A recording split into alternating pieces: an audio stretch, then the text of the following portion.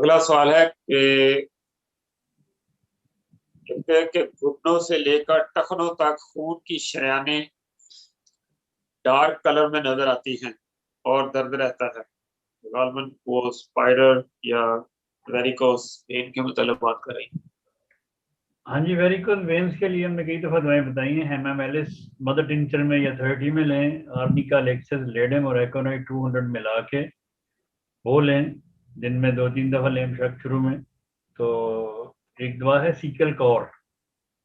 Sickle core 200 में भी ले सकती हैं, उससे भी इनको फाका हो सकता है। फिर एक दवा है मनगैनम। मनगैनम भी ले सकती हैं।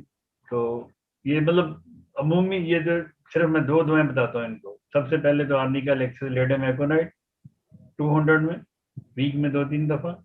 और हेमामेलिस मदर टिंचर 10 कतरे दिन में 3 दफ़ा या 30 में दिन में 3 दफ़ा रोजाना लें, कम से कम 6 हफ्ते।